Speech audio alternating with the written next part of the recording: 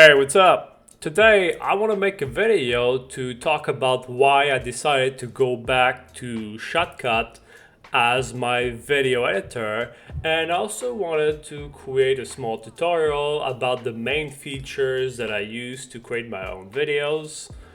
And so if you're trying to find a video editor, or if you're into free and open source software, or if you're looking for a small tutorial for Shotcut, then this video could be for you. So let's go right in.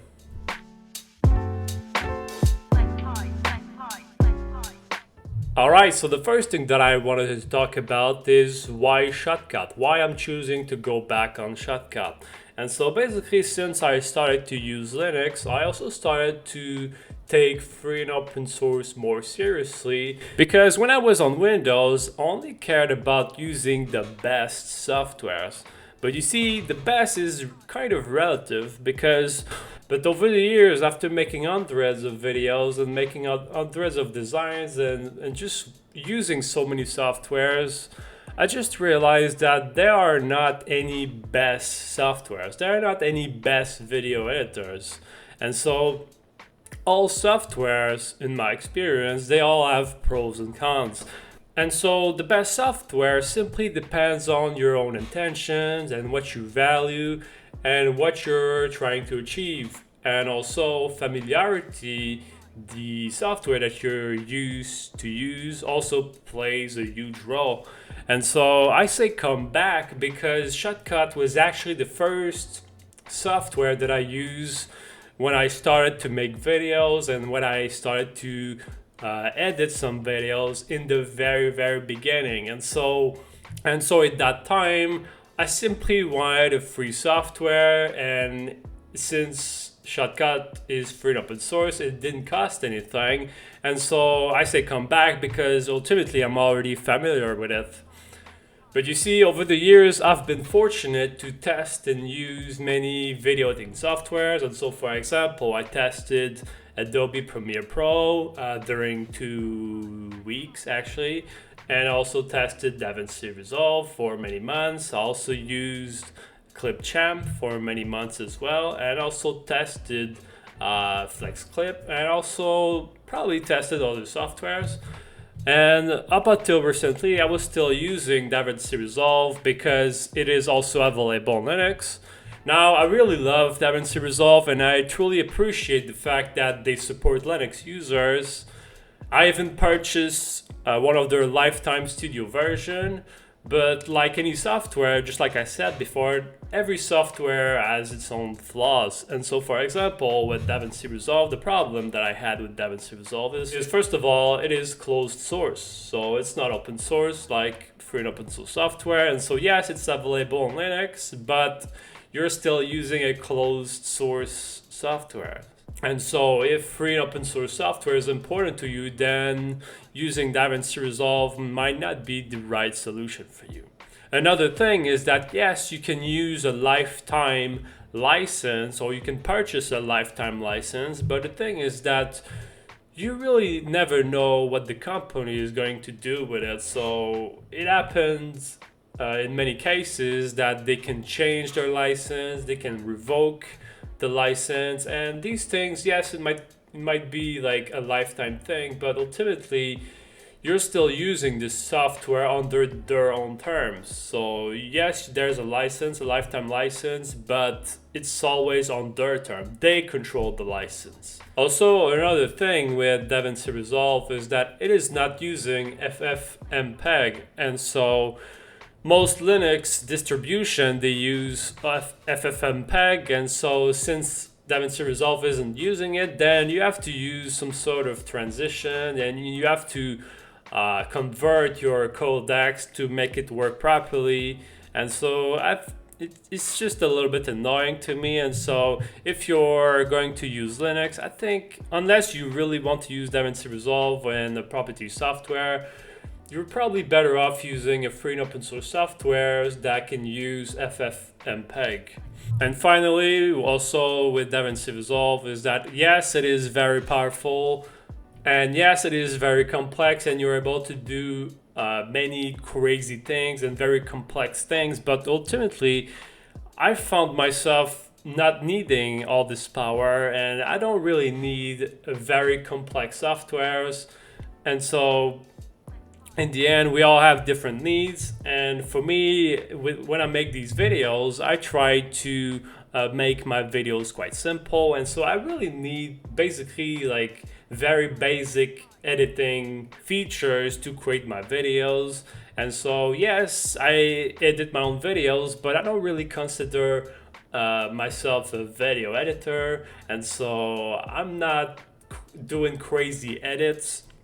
And so yes, I do everything myself, but I consider myself more being like an online entrepreneur. And so yes, I create videos, but creating videos is just one of the many things that I do. So I do other things than only create videos. And so ultimately I decided to come back to Shotcut because I want to prioritize free and open source softwares as much as possible, and I just came back to it, and I'm able to do everything that I need without having to worry about the license or a crazy software that is too powerful or whatever, that has too many crazy features. And so that's kind of what I think. And so now for the rest of the video, I'm simply going to show and explain the feature that I personally use to create my videos.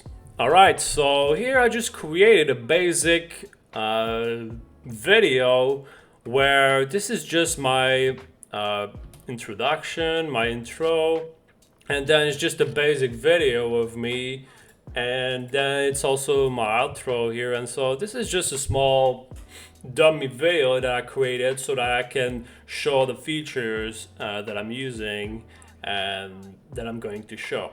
And so the first feature that I wanted to talk about is cutting. And so if you're going to make any video editing, then cutting is probably the most basic feature that you need to create videos. And so the whole point of cutting is to remove the parts that you might not want because maybe you messed up when you said something, or maybe you want to remove a certain silence. And so cutting is quite an important thing. And so to cut with Shotcut, you have the S button that allows you to cut and split the video. And so here I just cutted this this small video here. As you can see, there's a line here, and so the idea is that, for example, I might want to cut this part here, and then I can simply split again. And so now it's cut 2 times, and so here I could simply remove this this part, and then this part is gone. And so maybe it was some sort of silence that you wanted to remove, and so now that part was removed. And I'll remove that part using X here, because X allows you to ripple delete. And so what you can do also is you can simply delete, but you see now there's this part here, and so you might want to ripple delete so that the video kind of closes off. And the second feature that I wanted to talk about is transitions.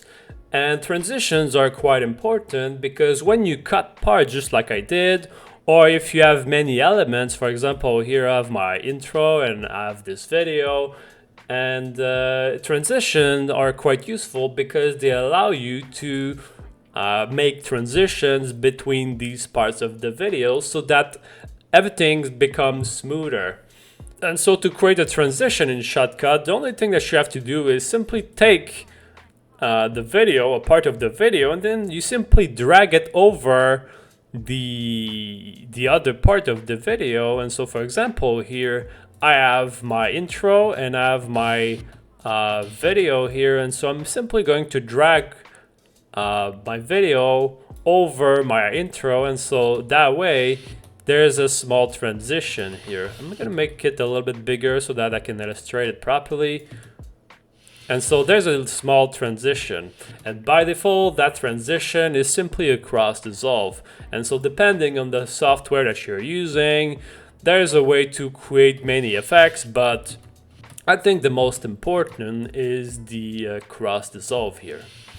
Now, the third feature that I wanted to talk about are glitches. And glitches are kind of optional. You don't really need to use them, but it's just that personally, I love using glitches, and it's kind of an effect that I use to give a certain style to my video. And so in my case, I love adding glitch mostly to my transition, so that kind of adds a cool effect in my opinion. I kind of like it. And so to add a glitch, what you have to do is simply select the part of the video that you want to add the glitch on. And so in my case here, I'm going to select the transition that I just created earlier.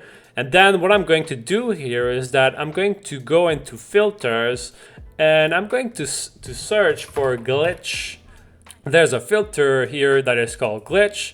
And so you simply apply the glitch, and you can use it that way. As you can see, it adds a glitch to the transition and the part of the video that you selected. And so in my case, I kind of like that. It kind of adds a cool effect to my transition.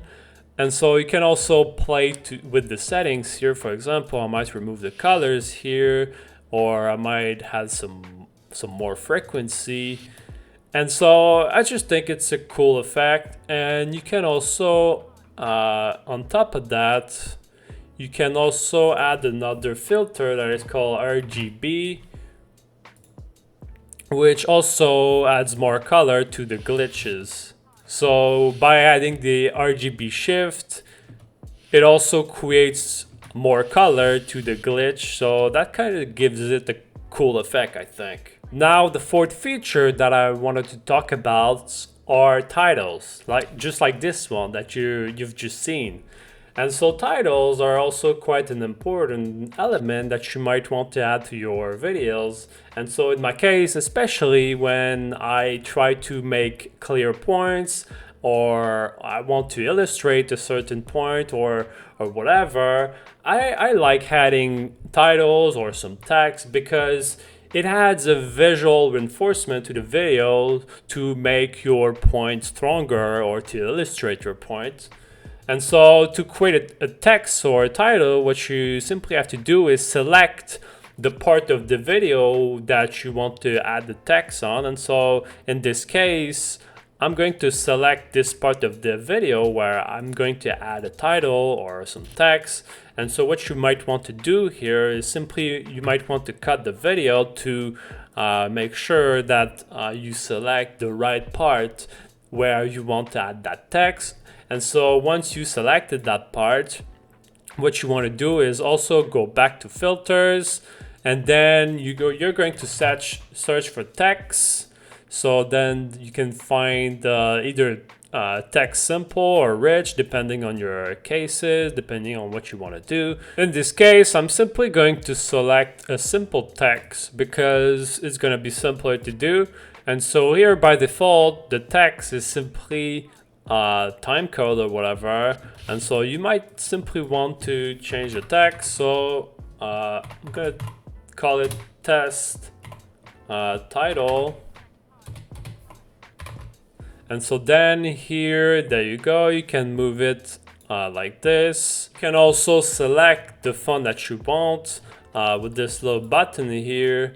And so in this case, I might want to select this one, for example. I'm gonna select that one, and then it changes the text here. You can also put some outline to make it more clear. You can change the thickness. And so now that you have a title, it's going to appear on this little part here, and so that's pretty cool.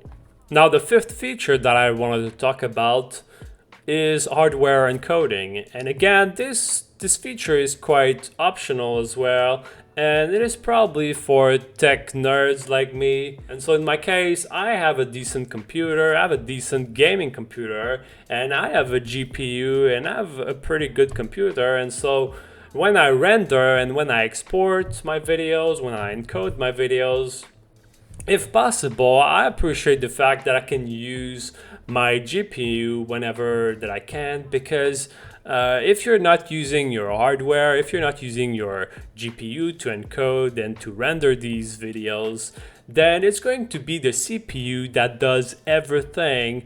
And if you let your CPU do everything, then your CPU is not going to like it that much, because rendering and encoding a video requires a lot of operation, and so you're going to use and basically destroy your CPU. And so I kind of like that feature, because I give all this work to my GPU, and then I can save a lot of work to my CPU. And so it's kind of like going into the tech stuff, but ultimately that allows you to use your resources more effectively.